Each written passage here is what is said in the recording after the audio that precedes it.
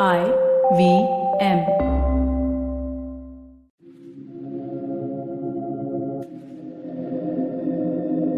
This is Audio Gyan, and I am your host Kedar Nimkar. Welcome to a deep dive into the minds of luminaries from the Indian creative world. Today we have Ashish Avikuntak with us on Audio Gyan. Ashish has been making films for past 25 years. His films have been shown worldwide in film festivals, galleries, and museums. He has a PhD in cultural and social anthropology from Stanford University and has earlier taught at Yale University. He is now an associate professor in film and media at Harrington School of Communication, Rhode Island. I'm totally honored to have him on the show. Welcome, Ashish, sir, to Audio Gyan. Thank you for having me. Thanks a lot. So I'm not a film expert, but this episode is generally to document few of your ideologies and philosophies. And although I think the entire anthology is on Mubi, but I've just been able to watch few movies and come up with few questions. But before we begin, a quick call out to all the listeners saying that get a Mubi subscription and watch his films. So head on over to Mubi.com after this episode. Cool. So, sir, I would like to start with like a most basic fundamental question and see how we evolve in the course of the dialogue. But who's a film artist according to you? Like, what's the difference between a filmmaker and a film artist?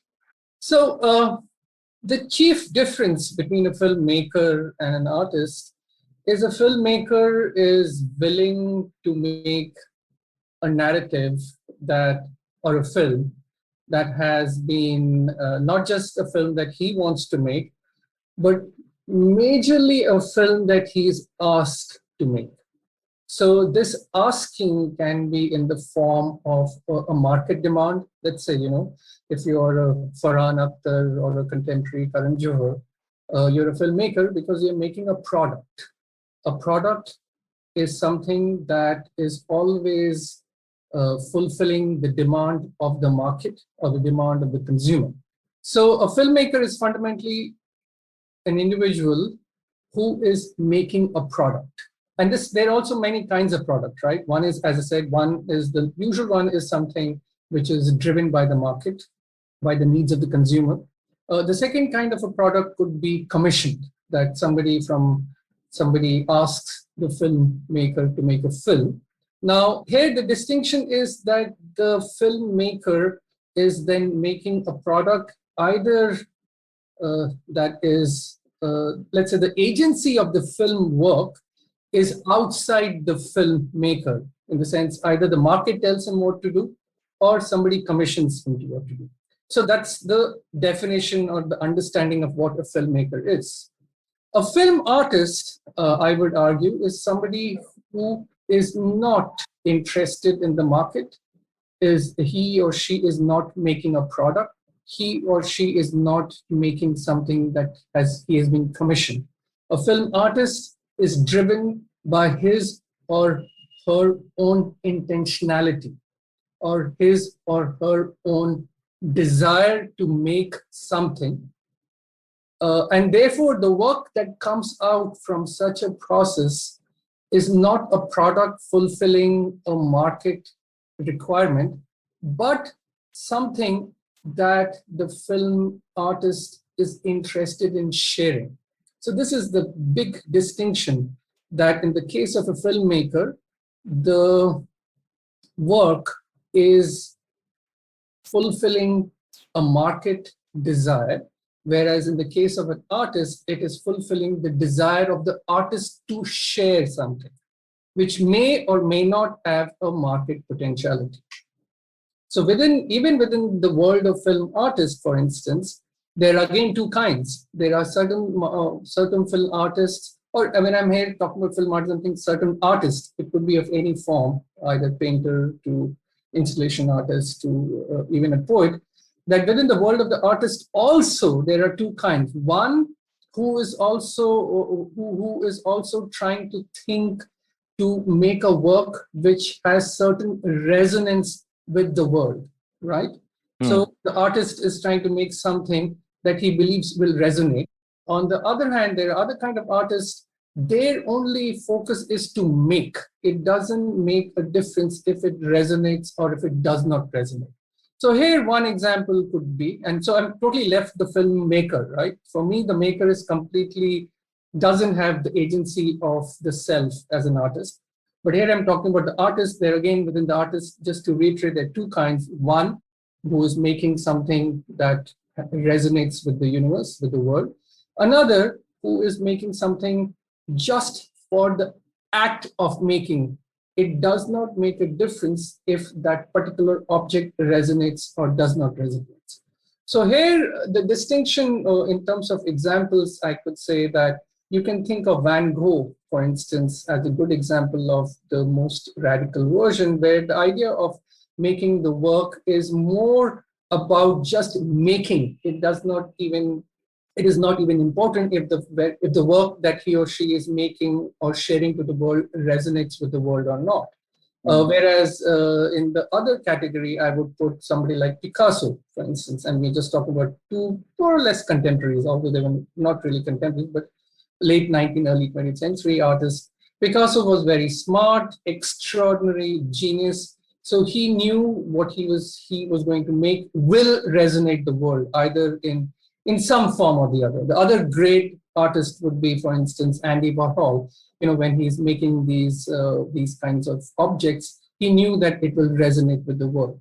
So these are the distinctions. I think I fall between, I'm not trying to compare myself to any of them, but I think my work for me is the very act of making is important for me. Sharing is the secondary element.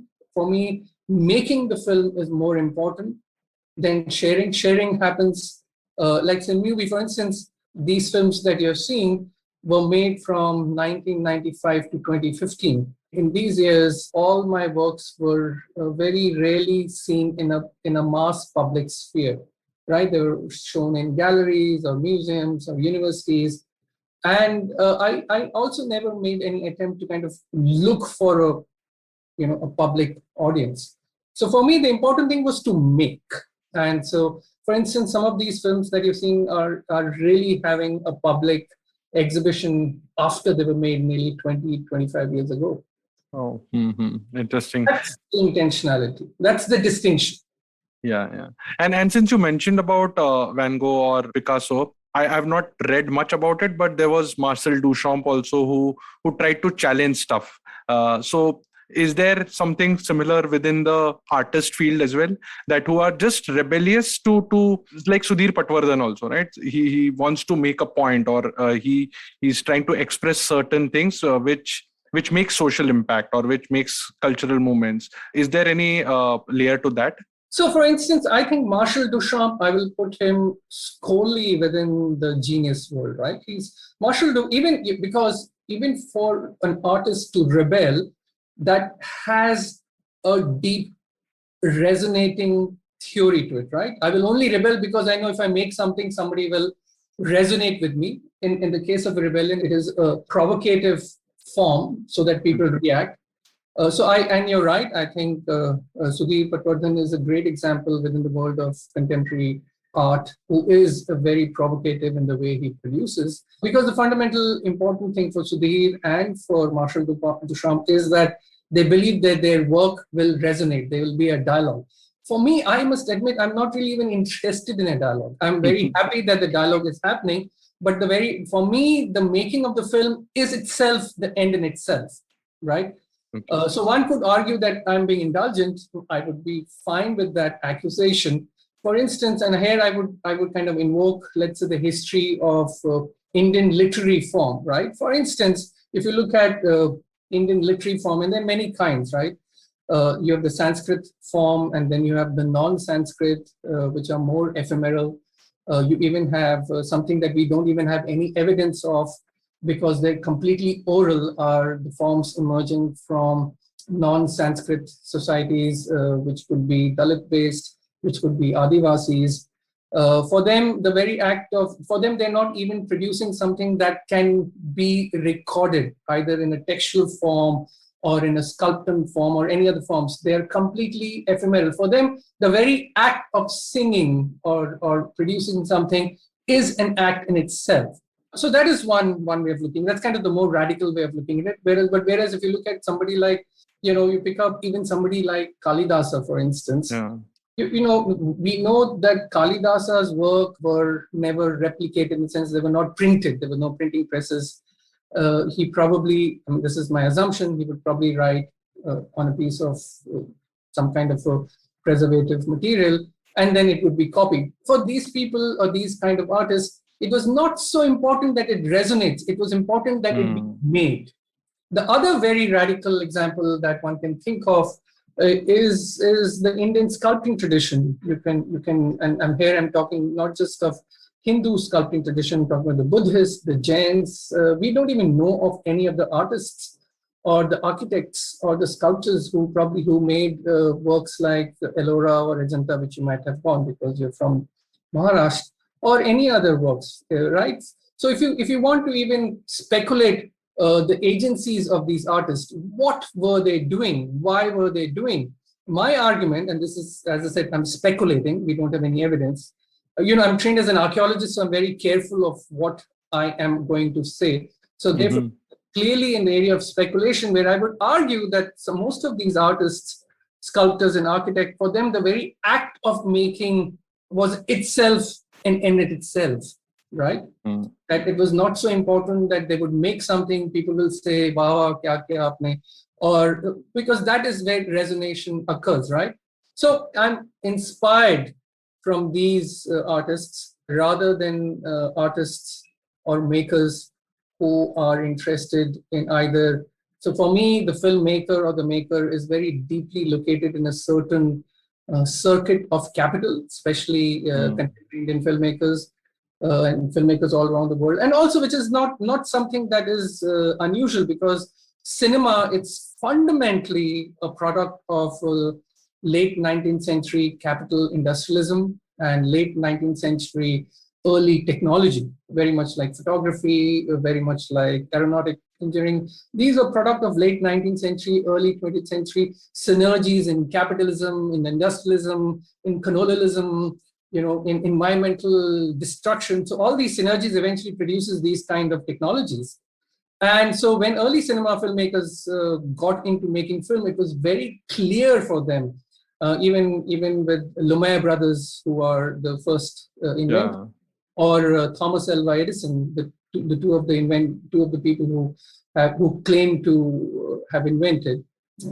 I said because both of them were at the same time kind of on a race to invent, and I would argue both of them were very much part of the invention. And both of them, when I mean by the Lumiere brothers and Thomas Alva Edison, were deeply located in late 19th century capital and market.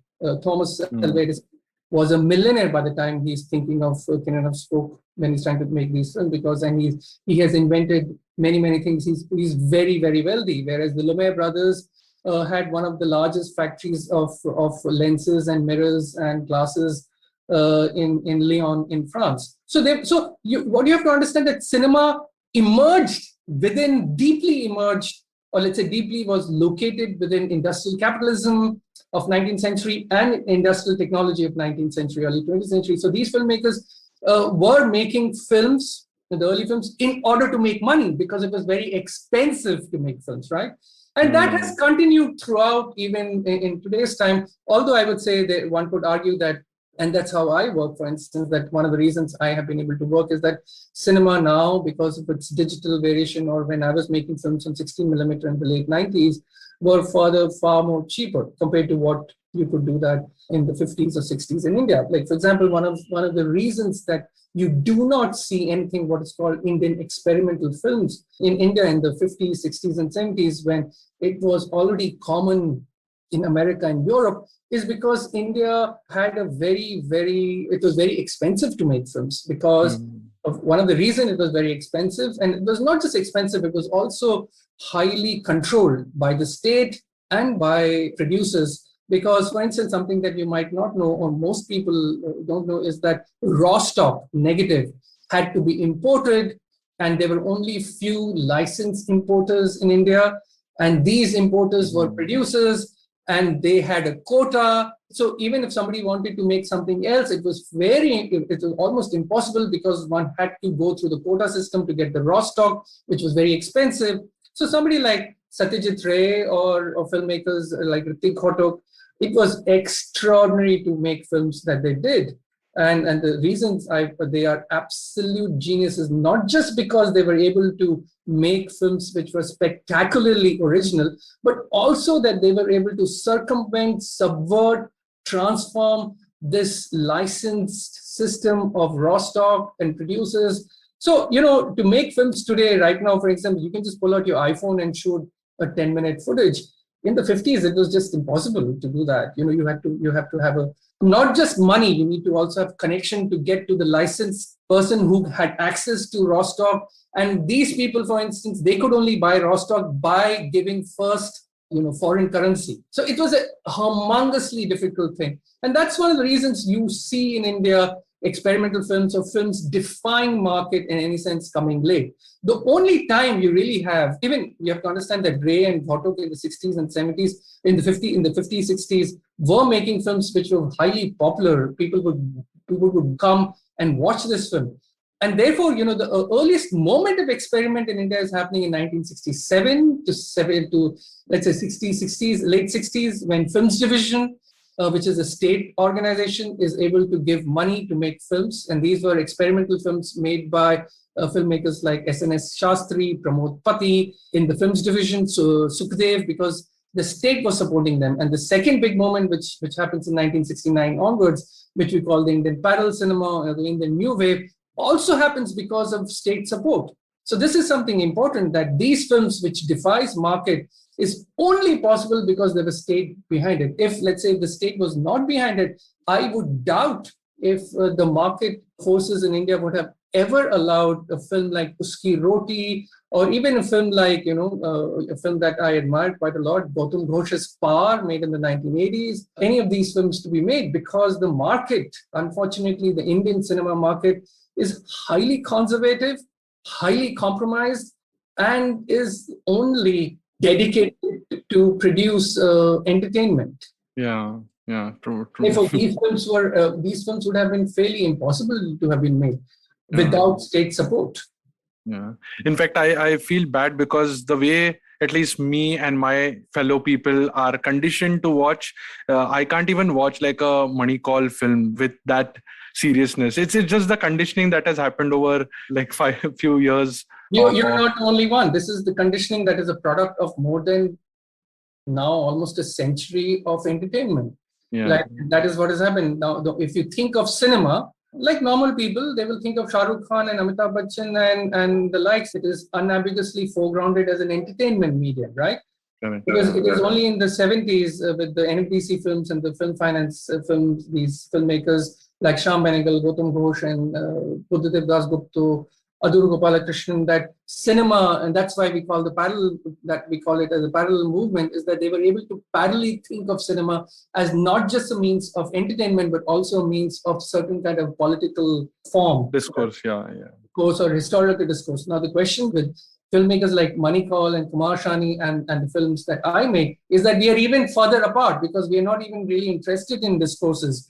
We are interested in formal qualities. We are interested fundamentally in philosophical questions, right? And so what becomes very difficult for us is that the moment when, for instance, if you look at Mubi, you will see a huge amount of comments, when they look at my films, you can see comments and something like, what the f-? Obviously, that is normal, because the person who is watching the film is used to more entertainment-based or films which have strong political or some kind of historical element, right? Mm-hmm. So when they look at a film like my films, for the gharana that I come from, we are not really interested either in entertaining you or teaching you about the realities of the world. We are interested in basically challenging your conditioning, right? So you're already a slave of your conditioning. The important thing is that you're self-reflexively aware. For instance, I'll give you another example. Now, if all your Actually, life, so sorry to interrupt, but I wanted to just add one more question so that you can continue with this, because a friend of mine has done his fine arts, and he paints. So when I saw his painting for the first time, and this was I think 10, 12 years back, I just asked him, Ki, what is this? And he said, don't ask that question. Did you like it? I said, whatever, I've been designing, so I understand some balance and some color theory and whatever. It looks good. Even if I don't put any principle to it or like a backstory to it, it just looks good. So he said, yeah, then take it. And that was like a sort of a changing moment or a epiphany moment for me to understand that there is something called as art, and you don't need to really decipher or interpret it. So on that lines, what is the definition of abstract then? How abstract can you go? Because your films, whatever I've seen, could be like, I have a follow-up question on that about the bus one. But yeah, you got the question, right? It's but like, how do you define? I want to hear your follow-up question. But before that, let me, I'm going to finish what I was thinking, and then I'll come back to your painting question. So Sure. Here is the problem with conditioning, and this kind of relates to your painting question, is that if all your life you've been reading Chetan Bhagat, right? Mm-hmm. Chetan Bhagat's prose is if you go to, and this is something very common, you go to any middle class houses where there are doctors or IT guys, or somebody who has done graduate work or has done master's work, you will definitely see a Chetan Bhagat hanging in the small bookshelf next to the big television, right?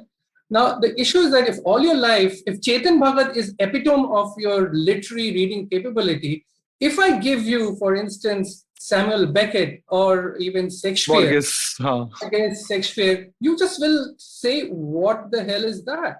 Why is that happening? It is exactly what you have mentioned, is that you've been conditioned, right? All your life, you've been conditioned to read something, to watch something which is very, very banal, which is very, very based on market ideologies. The reason Chetan Bhagat is in the bookshelf or of an IT professional is because that's the only thing that circulates within his world. He would never, if this IT professional will never go into a bookshop and go into the philosophy section, because that is something not important, or even to literary fiction, right? So what I'm trying to argue is that what has happened with cinema in India is that for 100 years, one has been conditioning the audience on the basis of what I've told you earlier, the market ideology or the market form. Right? So it's extraordinarily difficult for audiences to break away. For that, the audience has to work. You have to cultivate your taste. You have to work on it.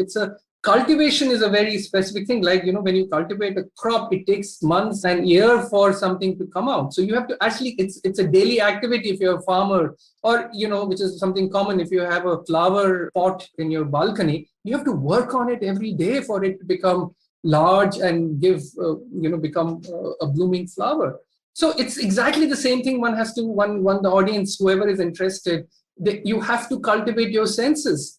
So Indian schools and universities are a space of cultivation of those senses, but unfortunately, majority of the people, for example, if you go to IITs, you spend 4 years in IITs and you do a paltry degree in paltry few courses in humanities and history, and you don't have any clue about what is happening, and that's a problem. Because then what happens with, and this is something I've seen, that some of these IIT guys would end up at Stanford and they will think they're very smart, and they will start pontificating about history when they don't have when the last history class they studied was in class 10, right? Here is the problem, like, because of social media, everybody has a point of view and about everything, and unfortunately a lot of them do not have the training, because like a computer specialist, in order to even get a job in IBM or anywhere, any of these jobs in Hyderabad, you have to spend like 12 years in school, 4 years in an IT, you have to spend 16 years to get something like that, right? Now, if you're a historian, you've done that also for 16 years. So, that is, so,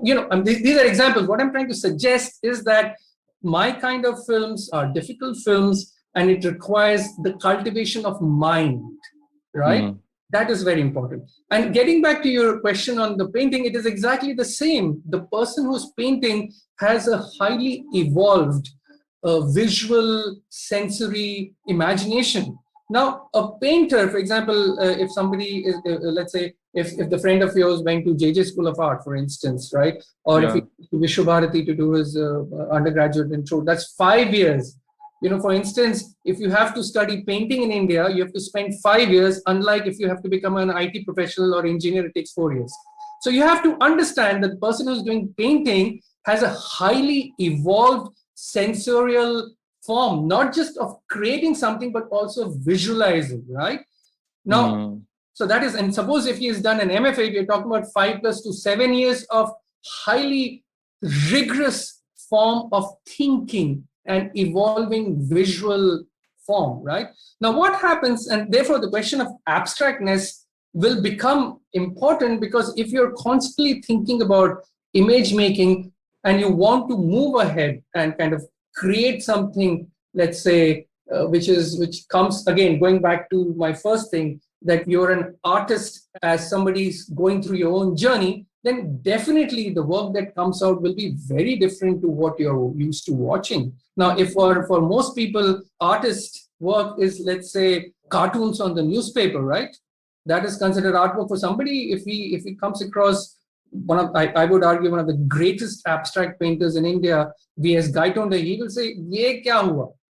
And I have seen that. I remember when Gaitonde's work would be shown in the 90s in Jahangir Art Gallery or Chemould and these kind of places, people who have not trained to visually think or visually imagine would just not, it's not about understanding. They won't even bat an eyelid and walk past a masterpiece. And that is what I'm trying to argue is that for somebody to understand or even experience what you might call abstract requires a cultivation of mind, a cultivation of senses, a cultivation of thinking. Unfortunately, the Indian education system prevents such a cultivation. Because the Indian education system, especially the higher education system in India, is meant only for market. You have to understand, for instance, historically, when Nehru started the IITs, he was very clear. He wanted engineers to make big dams. He wanted what I would argue mechanic, right? He was not really. So if you look at the Indian higher education system, all the IITs, all the IIMs, so the IITs are only interested in making you a mechanic, and the IIMs are only interested in making you a manager, right? The IIT does not teach you how to be a designer. For instance, you've been taught to be a car mechanic and not a car designer. So if you look at all the cars designed, they all happen in Italy or in Europe or in America. There is not a single car designer in India. What we have become is just a country of car mechanics, right? Yeah. Same way, if you look at IIMs, it's that particular place only produces managers, right? It does not produce people who can think differently. And therefore what happens is that the IIT graduates end up in America, and the IIM graduates end up in American infotech companies, which is where they succeed. Because American university education, American world allows, especially the American university, allows for you to be trained as a thinker, as a designer. That's why most IIT guys will end up in Stanford and do a PhD. And this, for instance, I had a very personal experience, because I was one of the few people in Stanford from the Indian community who was not an engineer, who was not coming from management school. I was trained as an archaeologist, right? So people just get flummoxed. Is that what is? And they would ask me, "Acha, Stanford mein archaeology department bhi hai?" Because in their imagination, everything is engineering, everything is technology, right? So again, my long story short is that in order for the audience to appreciate, the audience has to work. For instance, another example I'm giving you, if all your life you have been listening to Badshah, for instance, and I then ask you to listen to Kishori Amondkar or Kumar Gandharv, and they will say, this is something normal, right? You will say, ye kya hoga? Ye to music hi nahi hai. And then if I go a couple of steps ahead and say, chalo, aaj main aapko Zia Fakhruddin Dagar Dhrupad sunata hu, to wo to matlab, even people who are familiar with Kishori Amondkar and Bhimsen Joshi find Dhrupad very abstract. Why? Because your ear is not trained. You require training. You have to cultivate. The issue is about cultivation. For anything for the audience to appreciate, cultivation of mind, cultivation of thinking is necessary. Yeah, true, true. In fact, I would like to add here with the passion that you are saying, because I've interviewed Mohabuddin Dagar as well. And like when I started listening to, so my journey in classical music started with Ghulam Ali, but then I started also listening to Begum Akhtar.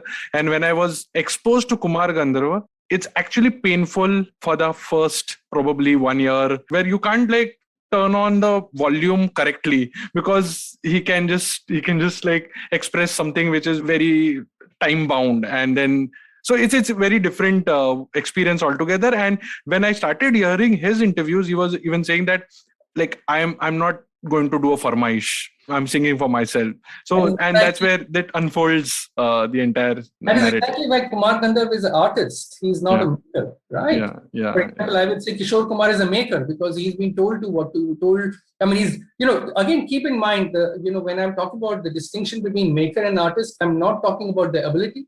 I'm Hmm. not talking about I absolutely believe that the Indian Bollywood industry has some of the finest technicians in the world, some of the finest minds there, but they are maker. Like it's like when you ask Kishore Kumar, so when you're thinking of Kishore Kumar or Mohammad Rafi, they are singing a song that was written by Shailendra and the music was done by S.D. Burman, right? So S.D. Burman is there, Shailendra is there and telling Mohammad Rafi ki aapko aisa gana hai. And in the case Hmm. of S.D. Burman, for instance, before any of the songs that you like of S.D. Burman or Mohammad Rafi, he would make the singer do rehearsals for weeks. Hmm. Kishore Kumar, Mohammad Rafi, Lata Mangeshkar, they would have, he would specifically call them up and say, Bhai, I want to work with you, but you have to give me a few weeks because I want to rehearse with you because you have to sing exactly the way I want. Now, what Hmm. happens is that these are brilliant singers, but they are working in an ecology of market, of product, because these are music that will be in a cinema, that will be shown, and so on and so forth. Whereas when you think of Kishori Amonkar, if you think of Kumar Gandharv, exactly what you have said is that मैं आपके लिए गाना गाने नहीं आया हूं, मैं Hmm. गा रहा हूं, आप सुनो. Absolutely. क्योंकि इनके लिए म्यूजिक साधना है. Hmm. Right. As a matter of fact, there are some of the finest and the greatest musicians in India. You would probably not even see them on stage Yeah. because they don't even do the stage thing. They would. So this is again, and so these are artists, and for an audience, in order for you to appreciate, I won't say even appreciate, even to, I'm not interested. I'm saying that you have to appreciate or understand. These are words I'm not suggesting. I'm saying even for you to experience, you need a certain cultivation of mind. Hmm. Or in the case of music, you need cultivation of hearing. Hearing is a very cultivated sensorial experience. We are not trained to hear everything. You require time, exactly what you said. In order to really engage with Kumar Gandharv, you have to spend about a year listening to Kumar Gandharv. Yeah, yeah. Because And it's the nuances are so complex. अब समझ नहीं, आप पता ही नहीं चलेगा कि वो होके चला गया. नहीं पहले तो लाइक मतलब एक साल क्या well I think first 15 years you won't even know like what rag, and like it's a mixture of rag and whatever. It's just like it's a whatever, like Marathi mein you say Shravan Sanskar, which also Amrit Gangar spoke about. You just have to get those. So the next one which I wanted to ask you was, since it's an expression, I like a lot of background is already set for me for the follow-up questions, but like in your film Performing Death, it's actually just 2 shots. So like, is there a point like do you script this, or it just like a painting which keeps evolving, and then you, because this is the same question which I asked Sudhir Patwardhan as well, that how do you stop a painting, like how do you know it's done? So on the same lines, if I have to ask you, when do you say cut? It's a very simple answer. I don't say, it just happens, right? So there are two things about cut, and this is an important point. There are two cuts that a filmmaker like I would do. One is the cut on the set. I'm Hmm. shooting, I tell you cut. The other cut happens on the editing table. Both the cuts are not a product of just me understanding this is the time I need to cut. It is the relationship between me and the particular moment, or me and the particular frame. Now, that is located within the context that I am trying to think through. So, my films, for instance, let's say when you talk about Performing That, that's a great example because, for instance, I did not even know that this is going to be a film. what I did was that Park Street Cemetery in Calcutta, where I shot the first sequence, is a cemetery that I have been visiting for since I was in school. It's one of the oldest cemeteries in India, dates to 1767. And it's something and I've done scholarly work on it. I've written a historical article on it. I've shot there a few times. And what is very, very interesting about this cemetery is that it is actually one of the earliest non-denominational cemetery in the world. Now, let me explain you what it means. Is that most cemeteries before 18th century would be denomination. So you have to be part of a particular Christian denomination. Either you're a Jesuit or you're a Catholic of a certain kind, or you're a Presbyterian, or you are something else. So, and you would, all of these sects would have their own church, and only you will be buried in the graveyard of that particular denominational church. Now, what happened in Calcutta, because this is the time of early colonial movement into Calcutta, there were no denominational church, and people were dying very rapidly, especially during the monsoon months in Calcutta, because the Bengal monsoon is extraordinarily harsh, so much so that nearly some kind of evidence we know is that more than half the population from immigrant population who would come to India in Calcutta would die because of malaria and other cholera and other kind of disease, which was still not yet known. So what happened is that during monsoon, the couple of churches, the only 2 or 3 churches in Calcutta in the 1750s and 1740s would just get clogged because there were too many people dying, and there were fear of diseases being outbreak of disease. So that is when in 1767 that this particular cemetery was set up at that time about 6 kilometers, 5 to 6 kilometers outside the colonial city. And I found that cemetery I find that cemetery stunning because it is a very affective place, because it's a place of death. And most of the people buried there are from 1767 to 1890s. And majority of them have died young. There are epithets about people dying at as young as 2.5 months old infants to lieutenant colonel dead at the age of 22, fighting or dying of some kind of disease. So it's an extraordinary place of sadness and affect. And I was very moved by it because Calcutta, because there's also a very threatened part of the city. Buildings are coming up and slowly. So the present cemetery, which is the South Park Cemetery, is just 1/5 of the larger cemetery complex that existed. As I said, about 60, 70, 80% is already destroyed. So it's, for me, it is about, it becomes that image becomes a sense of a contemplation of death, which is dying, right? This is a cemetery is a space of death, which is dying, right? And so I just one day decided to shoot very specifically. The only thing I knew that I want to do it in one shot, and it will be slow shutter. Therefore, they have these kind of movement. And then the second sequence is of a Dhunuchi Nach in front of during a Durga Puja, and I just decided to just merge both of them because I believe it produces a certain kind of conversation of 2 forms of death. Now, what is that conversation? Why is that conversation? I'm just going to leave it to the audience to decide. And often some people would read it because these kind of films and my kind of films, I refuse to spoon feed, right? Because it is the audience and how cultivated you are, for instance, that you will extract meaning from it. Yeah. Meaning is given. In that context, the question of cut, they were, after walking, I don't even know when I decided to stop the camera in both the cases. And when we were editing, when I started to edit, it was something, it's just a matter of a moment. It's very difficult to give you a rationality for a cut.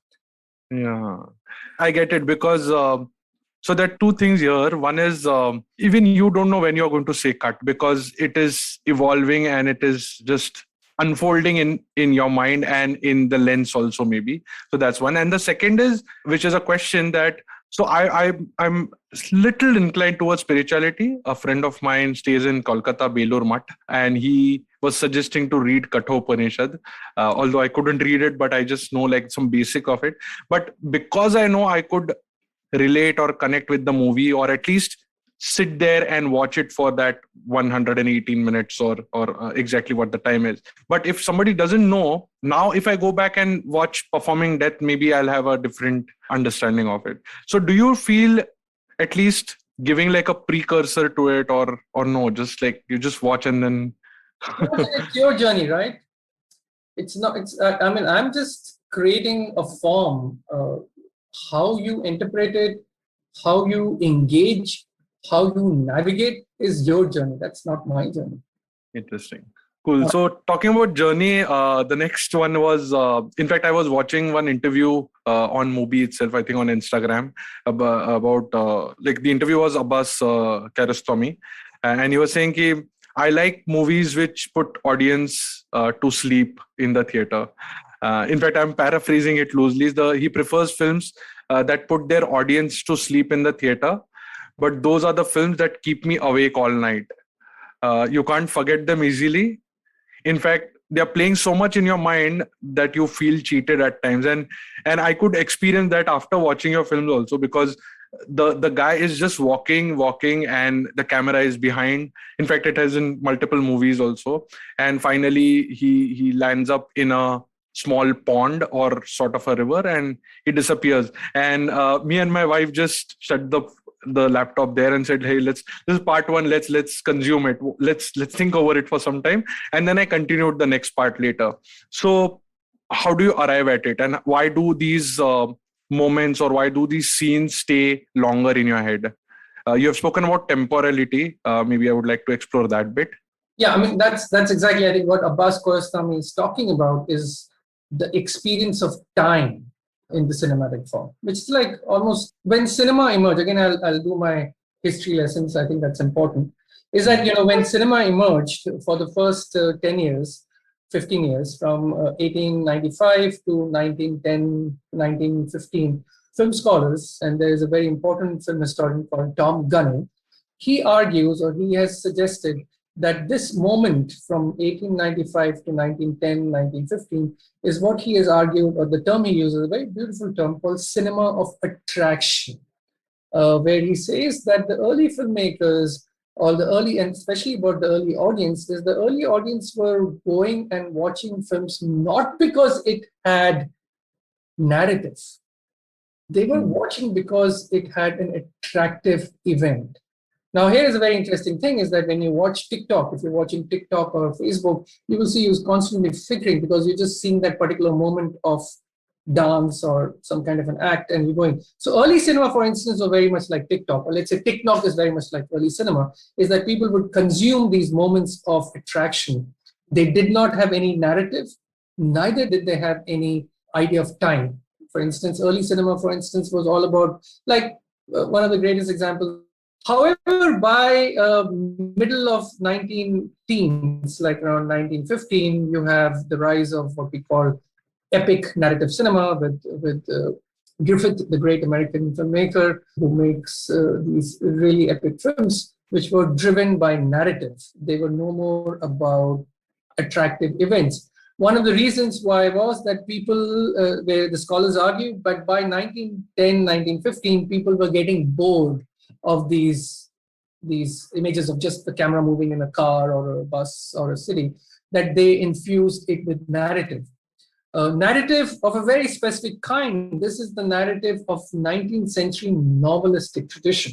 So the 19th century, so for instance, the whole of later half of 19th century, you have the epic novels. You have Charles Dickens, Proust, Tolstoy. These guys are writing epic realist novel, narrative which is captivating, which will hold you. You pick up a book of Tolstoy which runs into 600 words, 600 pages, you would start and you will not want to keep it, because that's the narrative pushes you. The story pushes you, for instance. Now, cinema, as the birth of cinema, is that cinema is about a certain kind of time, very active scene, which by 1915 dies. Narrative takes over. Time becomes on the, it is backgrounded. So if you look at the cinema, is basically built on three pillars: time, temporality, spatiality, and narrative. Early cinema was fundamentally temporality and spatiality. I would say fundamentally spatiality, then temporality, and no narrative. After 1915, with the rise of narrative cinema, narrative foregrounds, then you have space, and then time gets completely lost. Time becomes important only with filmmakers, so nearly for the next 50 years, narrative is the mainstay. This is for the first time the breaking of this happens with filmmakers like Robert Bresson, Ingmar Bergman, Michelangelo Antonioni, the great filmmakers of the 60s and the 70s, who are trying to break narrative. They're very interested in time. Antonioni is a great example. Bresson is a great. Does Godard also sit in the same? Godard is not. Godard is doing something else. He is, I think, a genius of a different kind, because what Godard is doing, he is very interested in history. I think of Godard as a historical film. Every shot, every frame of his deals with history. He's really not talking to you. He's talking to somebody else who's in. So his work is very historical. I think later Godard, like the Godard that you see now in the last 20 years, is interested in time. But early Godard is very interested in history, which is driven by a certain fragmented idea of narrative. One great example, my favorite Godard film of his first phase is Weekend, where it is a historical, it's a film that is questioning history, our understanding of history. It's made at a stunning moment, 1967, where you have all sorts of big historical questions because of Vietnam War and the students' movement emerging. So he's a very historical filmmaker where he's deliberately fragmenting narrative. He's still, I would argue, he's not interested. I'm not saying he's not making, but he's not interested in the question of temporality. For him, the question of temporality only occurs what we call the third phase of Godard, which happens in the late 90s and still continues. Here he's interested in temporality. Now, so my argument would be that Godard's later work is more temporally driven, whereas my point was that in 60s and 70s, you have filmmakers like, and specifically Antonioni, Bergman, Bresson, obviously Andrei Tarkovsky, Sergei Parajanov. These filmmakers are the first filmmakers in the world of narrative cinema. That's something important. This is in the world of narrative cinema that they are foregrounding time. Now, in the world of experimental cinema that you see in the European in the 1930s and 40s, and then obviously in America in the 1940s, 50s, 60s, they are not really interested in narrative at all. They will kill narrative. They kill narrative completely, especially the American experimental filmmakers like Stan Brakhage and Michael Snow. They're not interested in narrative at all. They are not even, I would argue, interested in time. They're interested in the formal quality of image, right? So, filmmaker. Is it, can it be loosely called as the technical aspect of it? Like No, how to. I would not know. It's not about technicality. It is more about formal quality. For instance, the very fact that you're looking at me through a Zoom thing, right? The color red, for instance, has a formal quality to it. So what if I play around with this color red, right? For instance, I will show you another. So you have these two kind of colors. Now, if these are the formal quality of the frame, right? This maroon and this maroon are two different kinds of maroon. Now, what if I make a film which is just dealing with these two colors? Oh, interesting. Okay. No, not about technology. It's a formal quality. So these filmmakers are also called formal filmmakers. There's another term for them. They're also called structural filmmakers. They're interested in the structure of the image. When we mean by structure, the quality of color, the quality of grain, the quality of, let's say, even focus. So one of the greatest experimental filmmaker of that time is a filmmaker called Ernie Gare, for instance. What he does, he keeps his camera in a college corridor, and all he does is moves the aperture just to see how it moves. And that's a 30-minute film. And so you have many, many filmmakers like that trying to. So these guys, so the American experiment, so in experimental filmmakers, they are formal, structural, with a very strong temporal element to it. Whereas you have in America, mainstream American cinema, deeply dedicated to narrative cinema. For them, time is not important. So America produces two very extreme kind of cinema: highly narrative cinema, the Hollywood does, and then highly what I would call in filmmakers who kill narrative, two extreme forms of cinema. Whereas in India, for instance, we are here the issue gets more complicated, because even our commercial Indian narrative cinema is not really narrative driven. It is driven by certain idea of spectacle. Let's say if you look at films made by Raj Kapoor or any of these great filmmakers in the 50s and 60s, narrative is secondary. For them, there are these moments of spectacle, song, dance, dialogues. And for the pleasure of Indian cinema, for instance, is not in the narrative. We know how the film will end.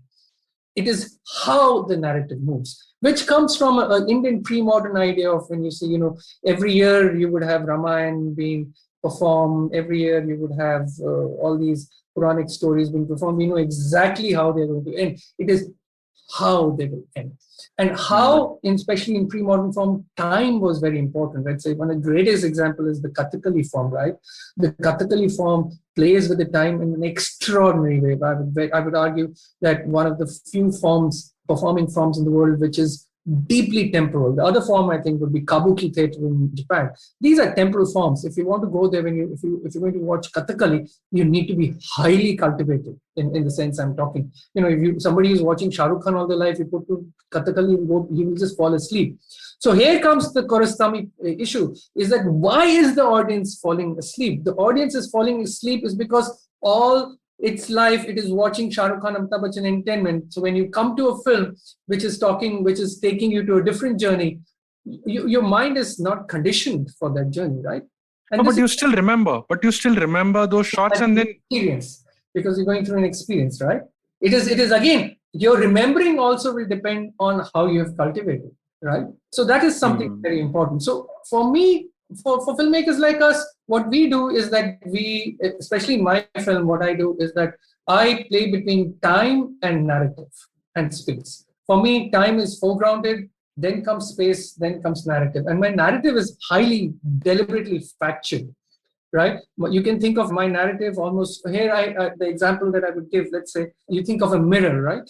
So when you look at yourself into the mirror, you are seeing exactly what you are. So that is realist cinema. Where realist cinema is, think of it as a mirror. And these are filmmakers, brilliant filmmakers, and they're coming from all across the world, from Hollywood, from India, from Europe, everywhere. They are realist filmmaker where their basic attempt is to recreate the reality, almost create a mirror image of what the real is. Then you have, let's say... no, but in that point, also they are playing with time because... Yeah, or if you forward that time to create and encapsulate the entire story or the narrative in the given time that they have thought about, you have to forward the time. You're right. They're not, but for them, narrative is important. Even so, narrative is foregrounded. Time, they are playing around time, but they will not play around with narrative. Narrative is either it is a slow, even if slow cinema, for instance, is a game about narratives. They slow the time. That's the secondary part. The more important part is the idea of narrative. Now, that's the mirror image. What I'm trying to say is that realist cinema is, think of it as the image that you see yourself in the mirror. Then you have what we call dramatic cinema, melodramatic cinema. These are coming from what you would call, you can think of if you take the mirror and you make it concave or convex, right? So there, for example, I think of melodramatic cinema as completely a concave image, right? When I look at myself in a melodramatic, I look like a melodramatic man. But, all you will see, for example, especially in my case, you only see my mooch so large and everything becomes small, right? So that is melodramatic. So think of a mirror becoming convex when things exaggerated. Very similar happens when you do a convex mirror, right? When you take it behind, when you cave it, again, there's an exaggeration. So you can think of melodrama, dramatic, all sorts of films coming from distorted mirror. What I am trying to do... Sorry, sir. So if you can give an example, like maybe the films by Dilip Kumar and these are... Hindi cinema is completely... Okay, get it. Now I got the picture. Okay, before we jump next, let's take a quick break. We'll be right back. Hey everybody, it's been a great week on the IVM Podcast Network. On Advertising is Dead, Varun explores brand experiences in a post-pandemic world. He's joined by Arun Srinivas and Shravat Aluru. On Smarter with Sid, Siddharth reviews the YouTube Shorts funds and details its strengths and challenges. On Marathi Kirki Tun, Dr. Rajiv and Manik Deshmukh reminisce about the close relationship between bicycles and childhood. On Say No to Drama, Chetna decodes the drama around the expectations and their resultant disappointment. Do follow us on social media. We're IVM Podcast on Twitter, Facebook, Instagram, and LinkedIn. And remember, if you're enjoying this show or any of our other shows for that matter, please do tell a friend. And finally, we'd like to thank our sponsors this week, Cred, Bank of Baroda, Quarter, CoinSwitch, Kuber, Slay Coffee, Intel, Kotak Mahindra Bank, and Oxfam India. Thank you so much for making this possible.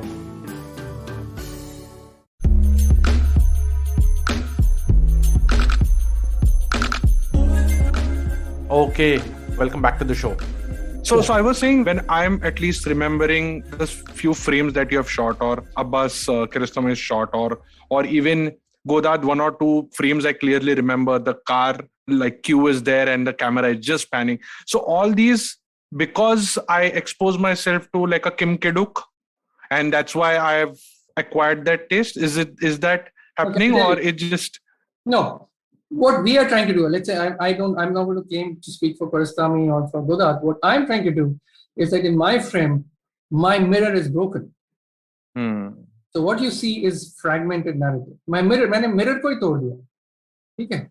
आपको जो दिखेगा वो टूटा. Yeah, you think of it, when you're in a glass, you're standing in front of, not even a mirror, just a glass, and you have multiple reflections going from. You see not only yourself, but you also see what is happening behind. So I work within that framework. I would argue filmmakers like Godard would also do that to an extent. They're interested in fragmenting narrative. So what we do is and I would argue even like people like Manikal, Kumar Shani, this is how I would theorize. For them, they are not really interested in the mirror, which represents reality. They're not interested in convex and convex mirror. I would say they're interested in either images produced by a broken mirror or images produced by a transparent glass in which you not only see your own image, but you also see what is happening behind. So therefore, what happens is that if all your life, you're used to watching yourself in a mirror, looking at yourself completely, or you're used to watching exaggerated images, the moment you're put in front of a broken mirror or a glass-like reflecting surface, you are confused. You're not used to it, right? So here, I think what I'm meaning is that could be that you have been watching Kim Ki-duk or you're watching other filmmakers, or what I would argue that even if you watch, it's a process, right? It could be many journeys. So, for instance, I came to cinema watching Guru Dutt. For me, I think of him as complete master of this kind of filmmaking, and for me, he's just the ultimate in my. I started watching him when I was a teenager, and then obviously Ray, Ghotok, and the whole of it, and then over the years I've devised my own fragmented narrative. Now, what happens in fragmented narrative? Because our narratives are fragmented, time suddenly emerges, time rises. That's the idea. That by fragmenting narrative, there is this. For me, in my films, time becomes central because it is not just the mirror, or let's say the glass or the broken mirror. It is also how you see yourself seeing yourself, right? It becomes so if one of the ways of thinking about my film or viewing my film is that it is not what you're watching, but what is happening to you when you're watching. Yeah, I get that. But the problem is that is a difficult thing because you're always spoon-fed when you're watching, right? Who's the father, who's the son, how's the thing going up, you see car crashes, everything is there. But when you see a film like mine, here the problem happens because you're not used to that, because here the trick is to watch yourself watching something. Yeah, it's brilliant. You brilliantly put it, and because I have some experience with Vipassana and certain meditative practices, I think I completely get what you're trying to say. Although it has to sink in, but I'm at least resonating with it. Needs to sink in. You don't even need to understand. Yeah. Yeah.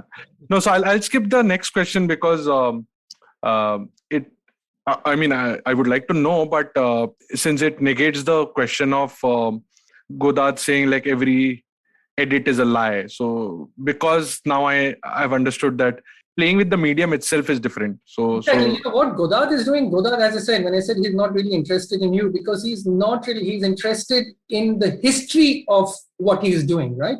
So if you get and also with Godard, he's a very, very deeply historical artist. Every frame, every cut has a very distinct, he's making a very distinct conversation to the history that he is part of, which is European cinema, which is European history, which is European cinema, which is, if you want to understand Godard, the film to watch is not any of his film, but to watch his video film, which is Histoire du Cinéma, which is a 6-part, 6-hour long, or 8-part, 6-hour long film, where you see exactly what Godard is interested. Godard is not really interested in telling a story. He's not interested in even being a political commentator. He's interested in having a conversation with a certain historical entities, which often only he knows. And all we can do as viewers, so when you're watching a Godard film, it's a very interesting thing, is that you're watching Godard having a conversation with somebody that you don't know. And so therefore, what you have to do in the case of Godard, the whole act of watching the film is figuring out, "Arey Baba, kisse baat kar raha tha, ye samajhna padega." Which obviously is a very difficult thing to do because that's a conversation that Godard is having with somebody. But his films resonate is because of this mystery. This is again my interpretation. This is how when I watch Godard, this is what I do. अच्छा ठीक है, आप दो दिग्गज लोग बात कर रहे हैं, मुझे अच्छा लग रहा है आपका बात सुनना.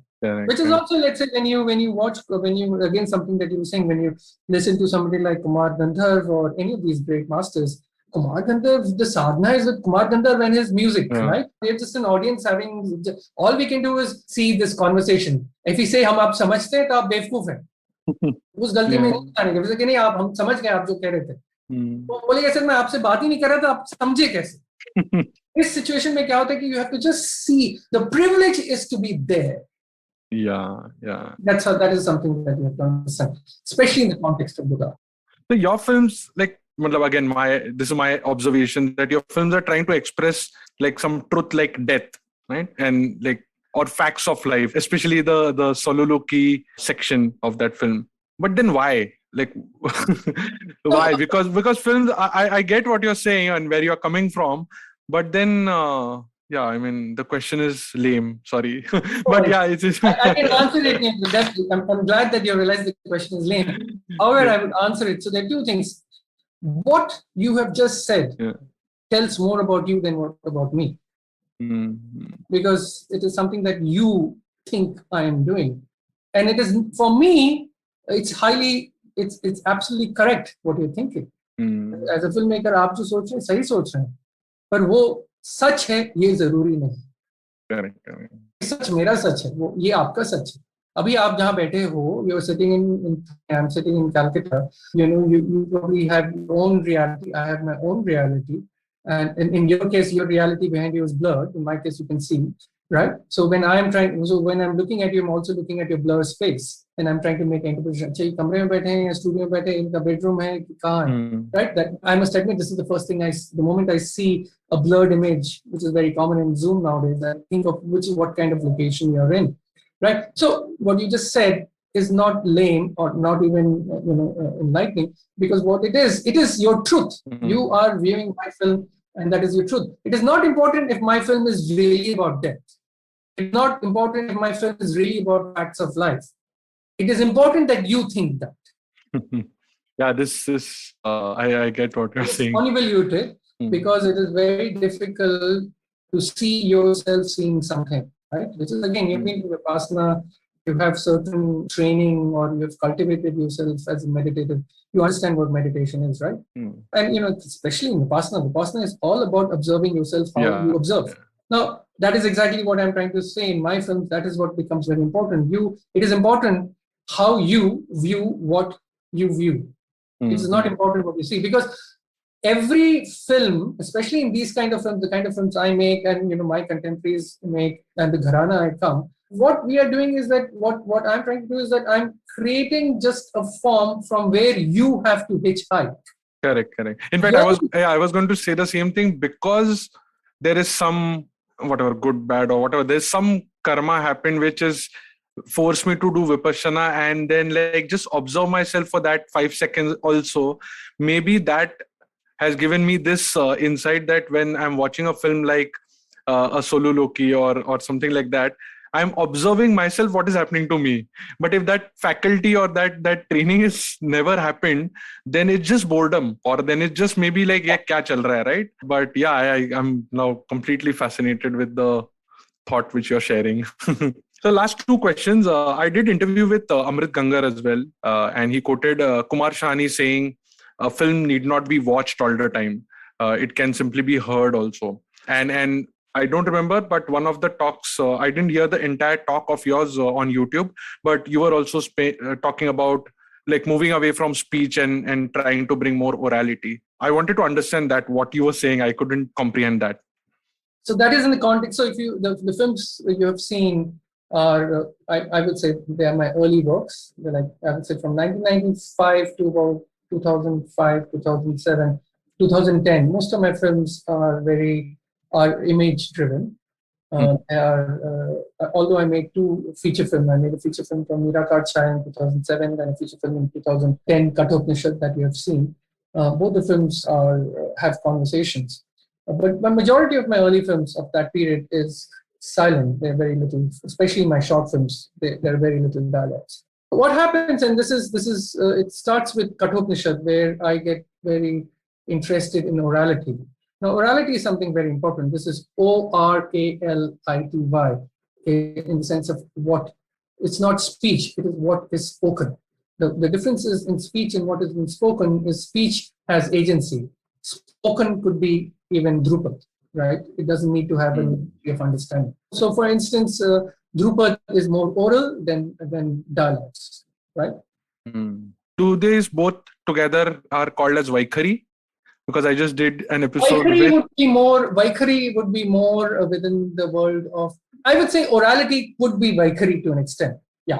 But whereas I get into this world, especially with Kathopanishad, and then I make one of my most oral film that you have not watched, Rati Chakravyuh. The interesting thing about that film is in Bangla. So it does two tricks. For somebody who can understand Bangla, it is an oral film. For somebody who cannot, he or she will have to read the subtitle, then it becomes an epistical film. It's almost like reading a book, right? But orality, for me, Rati Chakravyuh is like it's a film in one shot without a cut for 102 minutes with 13 couples talking. It's like a conversation, kind of conversation we have. Yeah, I know the film. Yeah, you might have seen just parts of it. Achha, there's a problem that I forgot to. I'll just do that. क्योंकि वो जब गाना चालू हो गया था, तो I had stopped the audio recording. No problem. Yeah, you have the local recording anyway. The local is recording. I hope that works. Yeah.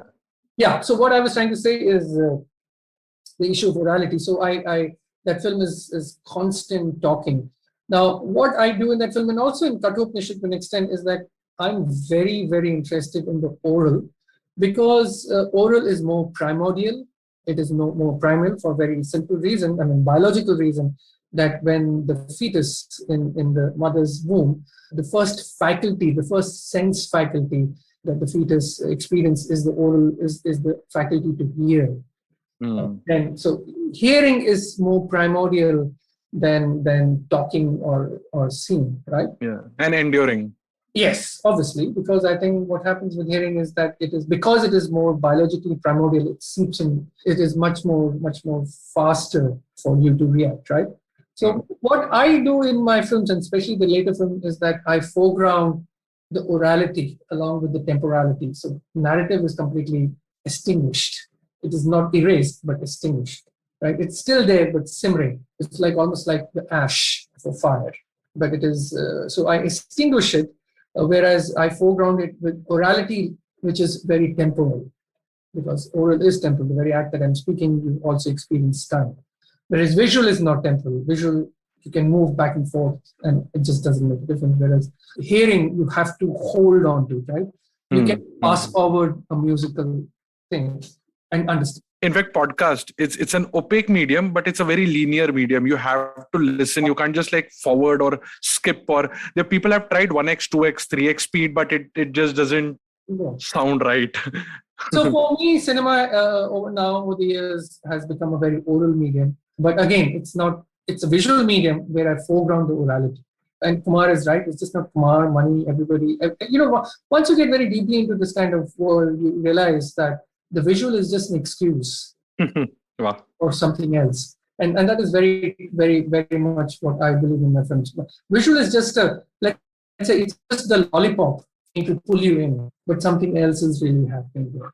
And again, for the audience to engage with that, one has to realize that visual then becomes a tempting lollipop for you to enter into a very, nuanced world, a complex world.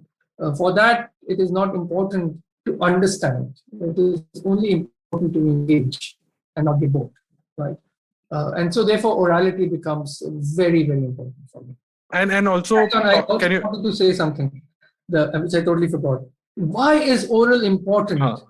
Oral is important because historically, India is Indian civilization is fundamentally an oral civilization. And here we have to understand that the Vedas, for instance, were never written. They were orally transmitted.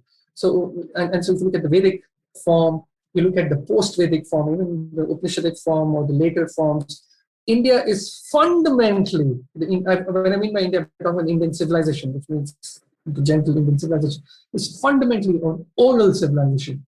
An archaeologist friend of mine who works in India had something very beautiful to say, is that in ancient India, we never made pyramids, we never made huge monumental structures, but what we did is something unique all across the world, is that we made oral epics of monumental nature.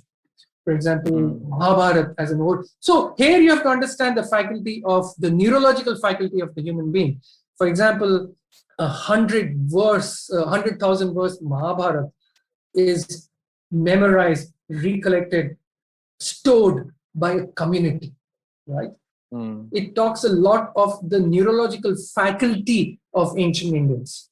And here again, I have to, it is, the only thing that we know that exists is Mahabharata, but it's a similar kind of oral world that existed in the Adivasi societies and the Dalit societies, which are ephemeral, which doesn't exist because only that, and this is something historically very important, the only reason that the Sanskrit epics stayed is because they were written down, and only those who could write were upper caste and wealthy and powerful, because writing in ancient India was powerful.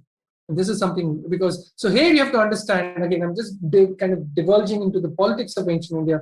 The very act of writing something means you're already hegemonic. Whereas ancient India, across all societies, across all caste and creed, was fundamentally an oral society, where a community of people would build monumental edifices of orality, not physical edifices like pyramids and large cities. And this is something that is very, very important, very, very unique to the Indian civilization, because, and that is something that inspires me. Therefore, that is where I'm coming from. That is where the orality becomes more important than the visuality. Beautiful.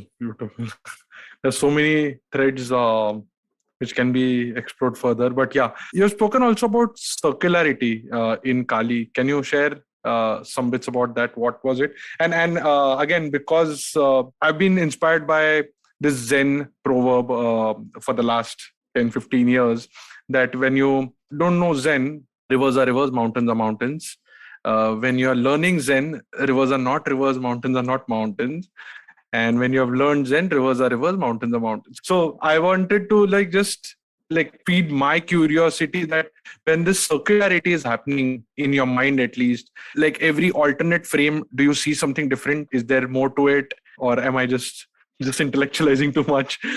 Any thoughts around what do you do when you are playing with this? The moment you realize there's circularity happening, it is not circular, right?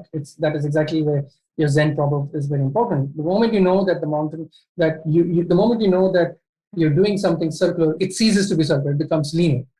So I don't know how I do, and I actually don't even want to know, because the moment I know, then it becomes linear. So what I have done over the years is that I work in a way that I consciously practice a certain non-knowingness. Even though I'm a filmmaker is an intellectual, it's a very highly technological medium, you need to know a lot of things, right? But even in that process, and especially when I'm editing or even when I'm shooting, I try my best not to know what I'm doing. Although that's a difficult thing to do, but I try my best. Because therefore, the issue of circularity, I don't know if I'm being circular or linear. The very fact that I'm speaking right now already is linear, right? But the issue that happens with a film like Kalighat Otikota, that's a film you've watched, yes, right? Kali, yeah. Kalighat Fetish. Kalighat Fetish, it has, rather than one circle, it has multiple circles, right? And that's how I would think of it. And so when I was editing, I was working with an editor. This was a film in 16 millimeter. It was my first edited film. Like a film before that were the series of one-shot films that I made, etc. So when I started working with my editor Neeraj Goralia, who was also from FTI, in 1999, we were sitting in a small room in FTI where I edited the film on a steam bed, which is the flat bed where you edit film, not digitally. Physically, we were cutting and joining. And now that you ask me, I really don't know how we decided. There was, Neeraj, the editor, has his own energy. I, as a filmmaker, had my own energy, and we just kind of worked together and trying to see how it worked. Many places, often it did not work, and you have to rewind it and cut it open and join again. Often it was completely that moment, ye hai bas theek hai. and we work very hard not to intellectualize. इसलिए ठीक है क्योंकि ये इधर हो रहा है, ये इधर हो रहा है. क्योंकि a film like Kalighat Othikotha did not, this goes back to one of the other things. I don't write any screenplay. So most of is maybe I'm trying to just वो कंडीशनिंग की वजह से मैं connect कर रहा हूँ. May be वो chaos में ट्रुथ दिखता है, तो may be it's just that. Conditioning का प्रॉब्लम है ना, chaos में ट्रुथ दिखता है, ट्रुथ में भी chaos दिख सकता है. I don't know. Again, there's again a very famous saying within the Taoist world, right? Those who speak do not know, those who know do not speak. The very fact that they are speaking means that we do not know. So at times I think you just leave it. I often it's very difficult for me to talk about cuts. When do I stop? When do I cut? Because it is so deeply intuitive that I don't even know. It is just in fact, the last question was only that. In fact, second last, because the last one is pretty open-ended. But the last question was that you're playing with the film. You're playing with like a editing table. You're playing with some thoughts. And for a painter, it's still colors and a canvas. Because you have multiple medias working at play. I don't know whether you are conscious about using lights or just like sunlight hai ya jaisa hai. Is there a struggle to at what lever do I play and express my thought? One of the things about filmmaking is that it is not a singular. It's a medium with not just one individual. I'm not a poet. I'm not a painter. I'm a filmmaker. It is my relationship with my collaborator, with my cinematographer, with my actors, with my sound designer, with my editor, also my relationship with the driver who takes me to the location, to the boatman who. So these are relationships these are very, very important relationships in any filmmaking process. In some films, I do use lights, so we have to work with the people who come with light, the light boys, the generator guys, and as a director, I find it very important for me. A film is produced in synergies, in relationship with these people. But how are these relationships built? These are relationships that are cultivated. For instance, I have been working with a cinematographer for about 15 years. My sound recordist for 10 years. The sound designer, I just came back just before I spoke to you. I was with my sound designer, we were thinking and working together. And these are relationships, right? These relationships are cultivated. These relationships are cherished. And the film that you see, for example, again, getting back to Kalighat Othikotha, Neeraj was an editor at FTI when I used to spend time there. I'm not an FTI graduate. Neeraj was an editor, and we just became friends. And we became friends by drinking tea, watching films together. It was never decided that I will ask him to edit my film. Neither did he say that, oh, you're making something that I want to edit. And we just started talking. And by the time we edited Kalighat Othikotha, we knew each other for about 4 or 5 years, right? As people with similar kind of, well, not even similar, with people with whom you can have some kind of a conversation, right? And once I finished shooting, I said, "Yaar, do you want to edit?" He said, "Chal, dekhte hain kya hota hai." And then that's how we happened. And that's how I work with people. It is again, for instance, when I'm working with actors, I never do a audition. I never do audition. I just meet them and we sat down, talk, see if we work, if there is a good, some kind of a good sense between. I don't even want to use new age languages like synergy and energies, but किसी के साथ बैठ के अच्छा लगा तो काम करते हैं एक साथ. तो ये बहुत इंपॉर्टेंट है, वो किसी के साथ बैठ के अच्छा लगना, फिर उसके साथ एक साथ काम करना. तो इसमें जो एक मेरे लिए बहुत इंपॉर्टेंट, मोहब्बत जरूरी है. एक दूसरे के प्रति मोहब्बत, एक दूसरे के प्रति एक केयरिंग, उस तरीके की सिचुएशन बहुत जरूरी है. नहीं तो ये फिल्में ऐसे नहीं बनती. Because I don't work professionally, I don't work commercially, I can't pay these people who work with me what the market demands. They respect the kind of work I do. For example, I've been working with a DOP for 15 years. I mean, he's like an extraordinary cinematographer who, if he wants, can earn lakhs and lakhs of rupees doing commercial and ad films. But he works with me and we have a good relationship, and it is not about money, it is about deep sense of, again, जो शब्द मैं use करूँ, मोहब्बत है हम लोग. हम करते हैं. और ऐसे ही है कि मोहब्बत 1 या 2 फिल्म की, 5-5, 6 फिल्मों की मोहब्बत ना, जिसके साथ आपने पूछो. सॉरी, हाँ नहीं, आपने मोहब्बत वर्ड यूज किया. I was going to use a different word, vibe, but हाँ, मतलब mohabbat sounds very pure and like, it's not pure. I think vibe, energy, synergies, they're also very new age kind of. Yeah, exactly. I mean, I think I'm thinking of mohabbat very much like I'm very deeply moved by Ghalib and Faiz. And I'm thinking of mohabbat within that terminology, right? Yeah. No, even the Mohabbat of Amit Khasrau and Kabir, and, like it's not that I'm trying to foreground some kind of religious spiritual thing. I'm just saying Mohabbat Shab, even like वो Amitabh Bachchan की फिल्मों में भी मोहब्बत होता है, शाहरुख खान भी मोहब्बत करता है. Even that मोहब्बत is that's the kind of thing I'm thinking. Is that you have to have a good sense of, I'm not saying I don't like the word vibe, but mohabbat is, I think, unfortunately, it's I find it more eloquent.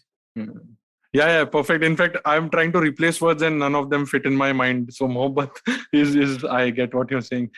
Sir, I would like to conclude with one last question, which was after watching the film, etc. How do you pronounce it? E.T., etc. Right? Yeah. So I was going to ask you, I mean, I've already got the answer for this question based on the entire conversation, but just to articulate or encapsulate the first question and the second one and bits and pieces which you spoke about in the third and the fourth one. After watching this film, etc., I was going to ask you, kya chal raha hai? What is this, right? And being a layman to art, it's an obvious question. But what I want to ask you is, what sort of question would make sense after watching a film like this? All sorts of questions. Kya chal raha hai is a very brilliant question. Nahi yaar, then you're not even starting the inquiry. No, but that is, sometimes inquiries are not necessary, right? Why do you think an inquiry is necessary? I don't think so. Inquiries are necessary. Then you'll never get out of the conditioning. Or you have already gotten out. The very fact that you're watching, etc., you've watched 32 minutes of etc., means that you have already broken the conditioning. But my fellow friends and designers and hopefully some listeners, I would like to, because I struggle and I've seen this, because it so happens that I'm barely scratching the surface, but someone who has probably got into it can articulate much better to. But that's where the problem is, because these are questions that is important for you, not for the film, right? Film तो बन चुकी है, वो तो 20 साल 25 साल पहले बन चुकी है, बहुत लोगों ने देखी है, बहुत लोगों को समझ आई, बहुत लोगों को समझ नहीं है, वो इम्पोर्टेंट ही नहीं. Important है कि how you, so therefore this question, I think if you go on Mubi, you will see some comments and in etc. There is a very beautiful, I think one of my favorite, it says WTS question mark. And I think that's a great response. What the yes, because that is a response to the person who's watched it. I think he is asking himself what the and I think that's a very important question. What does it mean to even say that, right? For me, if you ask me क्या हो रहा है, मेरा बोलना कोई जरूरी है नहीं, मैंने बोला भी है क्या हो रहा है, पर वो मेरे लिए, that is my truth, right? इस कमरे में बैठ के मैं कलकत्ते में बैठा हूँ, पसीना आ रहा है क्योंकि फैन नहीं चल रहा है, मुझे पसीना आ रहा है, ये मेरा सत्य है. आपका सत्य है, आप जहाँ बैठे हो और हम दोनों एक दूसरे के साथ बात कर रहे हैं, right? So when you're watching a film like etc., even if you get bored, that is itself a very important. That's what I think Abbas Karstam is talking about. Even the very act of sleeping is a response to a film, which basically is something that you have to go through. Even when I watched films, when I watched very difficult films that I was not familiar with, I would also fall asleep. अभी भी मुझे कभी-कभी नींद आ जाती है film देखते. And this is not the fault with the film, it is the fault with me, right? When you're asking what the question is exactly the opposite. What the is with me, not with the film. So I think here the question, what I'm trying to do is, again, it's important to, the idea that you are aware that you're struggling is a great moment of experience. Right? No, but you teach at schools also. So there must be some initial point to get over that friction, to get over that understanding that I don't know that I don't know. I'm not a sermonizer. What I teach, I have a very, I'm an academic also. So what I teach history, I teach technical stuff, how to, let's say, write a film, how to edit narratives. I also teach history of Indian cinema. I teach history of European cinema. I teach, but these are, teaching is also just one element, right? I can only teach after you watch the film. I can only teach after you have read the book, for instance. And then teaching is also a form of dialogue. Just like one person talking just is not exciting. So when I mean by teach, what I'm trying to say is that the question that you're saying is that yes, I teach, but I don't teach how to watch. I teach that you watch. Wow. The important thing is just to watch. It is not how to watch. There is no how to watch.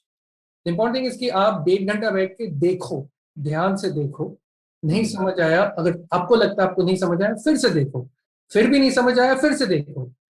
कुछ फिल्में मुझे आज तक नहीं समझ आती, मैं बार बार देखता हूँ. I'm going to be, I might, film like, it's not just even profound filmmakers like Tarkovsky. I really enjoy watching Sholay or it is not big. So I think what is important is I think what I teach is to watch, not how to watch. Because what has happened in today's media ecology is that you have TikTok, Facebook, you just name it. Like we are living in a universe of what I will call ubiquitous filmmaking, ubiquitous moving images. Moving images is now more consumed than written text. And unfortunately, what happens with consuming moving images that you really don't watch. You just see. There's a difference between gaze, watch, see. And then one of the most profound thing that happens in Indian system, for instance, you have two very powerful words. You have nazar. Nazar is not watching, nazar is not seeing. Nazar is very specific form of watching. And then you have another brilliant word, darshan. Darshan, which I was going to say. Not seeing, darshan is not watching. It is when eyes are doing something else. So that is what I try telling students is that you have to cultivate, because unfortunately during their time, your time, this time, is that we are so bombarded constantly with moving images, because that's the only source of information, only source of entertainment, only source of you just think of it. It's the only source for everything to an extent. Right? You can today be a very smart individual just by consuming moving images on Twitter, Facebook, anything. You don't even need to read an article, but the state of the world, because there's television, there's films constantly. But however, what happens in this kind of ubiquitous image, this world of ubiquitous images, is that we don't know how to watch. We don't even understand the idea of darshan. हमारे वक्त क्या होता था कि for me, for instance, is that moving image was such a pleasure, not a pleasure, it was so difficult to access. I used to, I lived in Pune for 2 years. The only reason I was in Pune is that I wanted to watch films at the National Film Archive and the Film Institute. And I lived in Yerwada, if you know Pune very well. From Yerwada to Prabhat Road, I would bicycle every day just to watch films. So just to watch one 3-hour film or a 2-hour film, I would bicycle 21 kilometers every day. So for me, then when you go to main theater in FTI, or you go to the theater in National Film Archive, वो एकदम दर्शन हो जाता था. एकदम, because that was such a precious moment of watching. And often, I remember one of my, Gurudutt हमने बहुत बार television में देखा था, but the first time I watched Gurudutt on 35mm, I was completely shocked. Let's say a film like Pyasa and Kagaz Ki Phool, I watched it in main theater in FTI, because every Sunday afternoon would be the Hindi cinema 35 screening at FTI, and I would go and watch it. I mean, it's quite mind-blowing experience to watch on 35mm, the huge screen. And it was like a darshan to me, right? And I think that is what I would like to cultivate, ask the present audience to cultivate. That unfortunately, because you're constantly being bombarded with watching, that we don't even know कि भगवान आके दर्शन देके चला गया, है ना? ये नहीं समझता, क्योंकि आज आप कहते हैं वो you will watch a film on YouTube, वहां पर मनी कॉल की भी फिल्म है और हजारों फिल्म है, आपको लगेगा अरे मनी भी वैसे ही you will watch on a small television or a small screen or on your phone, and then just because वो होता नहीं है, क्योंकि भगवान आजू बाजू में ही है पर आपको पता नहीं दर्शन हो चुका. So I think हमारे जमाने में क्या होता था, at least in me personally, I mean, I changed my life just to watch film on big screen. I was in Bombay and I moved to Pune. I ended up doing a degree in archaeology, which I didn't even know I wanted to do, because that was the easiest degree to find in Pune University. And my father had a very simple principle that I'm going to support you if you study. If you don't study, you have to work. So I said, okay, that's a good idea. I'll figure out something. And I got into MA in archaeology in Deccan College, which was the easiest discipline to get into in Pune University, because there were 20 seats, 16 people applied, and 12 of us were there, right? Everybody. And the only reason I was there is because I could go every day to FTI and National Film Archive to watch 35mm. And for me, those moments of watching films were almost like going to a temple, and it's kind of a darshanik experience. Very, very inspiring. Cool. I think on that note, we'll conclude this episode. I have like bunch of more questions, and the way you are explaining and sharing your ideologies is just amazing. I wish we can do one more episode maybe. Anytime. But yeah, thanks a lot, sir. Thanks a lot for giving your time. It was wonderful and honor having you on AudioGAN. And Yes. yeah, I'll have like one more plug. I don't know how many people will be listening till the end, but I hope it was very inspiring. And you should go and check out Mubi.com and watch Ashish's films. After listening to this episode, maybe like you'll extend the duration of watching more. Awesome. Thank you, sir. Thank you. And that's it from today's GAN session. For show notes and more GAN, visit audiogan.com. If you like this podcast, please don't forget to check our other interesting podcast on IVM Network. You can listen to us on IVM Podcast app, ivmpodcast.com, or any of your favorite podcasting apps. To stay tuned, follow us on Twitter and Instagram at IVM Podcast. And if you wish to connect with me, I am at AudioGAN Moments on Instagram. Until then, take care.